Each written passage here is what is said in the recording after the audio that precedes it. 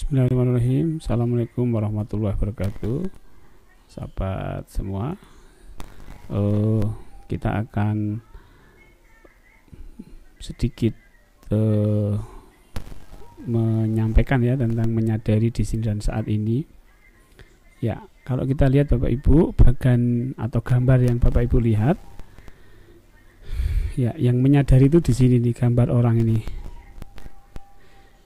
Menyadari itu di sini nih. Nah, kita tuh menyadari itu di sini ini gitu.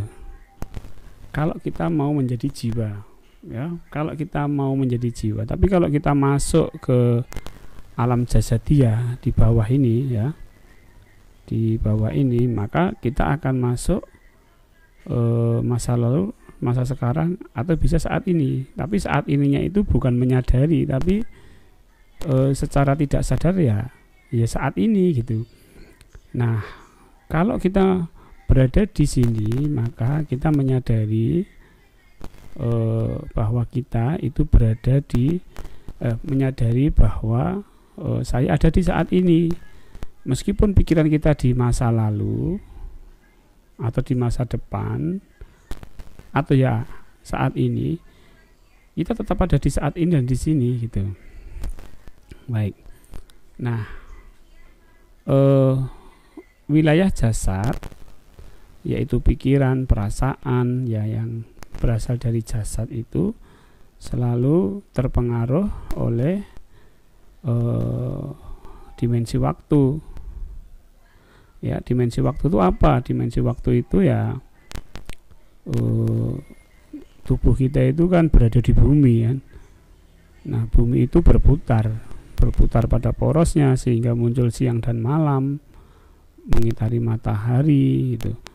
Nah, kalau kita lihat munculnya siang dan malam itu karena perputaran bumi. Nah, bumi itu ditempati jasad gitu ya. Nah, kalau kita menyadari gitu, kita menyadari itu kita berada di makhluk jiwa ini ya, makhluk menyadari ini, maka kita tidak terpengaruh oleh dimensi waktu. Ya, kita ya saat ini, saya ya saat ini dan di sini ini. Ya, kalau kita berada di sini meskipun pikiran kita di masa lalu, maka ya saya menyadari saat ini bahwa pikiran saya saat ini berada di masa lalu. Kalau pikiran saya di masa depan, saya menyadari bahwa pikiran saya ada di masa depan. Tapi saya tetap di sini, menyadari saat ini pikiran di masa lalu, menyadari saat ini pikiran di masa depan. Nah, ini hakikat daripada diri kita, jiwa kita, sehingga kita tidak terbelenggu oleh apa-apa yang terjadi pada pikiran, perasaan yang terjadi pada masa lalu dan masa depan. Ya, karena pikiran memiliki memori masa lalu, ya kadang-kadang dia berada di masa lalu, atau karena pikiran itu kadang-kadang ada harapan di masa depan, maka pikiran kadang-kadang berada di masa depan. Ketakutan-ketakutan berarti masa depan. Nah, kalau kita masuk ke dalam masa lalu atau masa depan, kita akan terbelenggu. Ya, kita tidak bisa merdeka. Maka kita harus berada di saat ini dengan menyadari.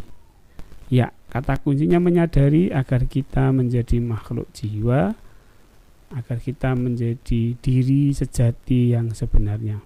Demikian, assalamualaikum warahmatullahi wabarakatuh.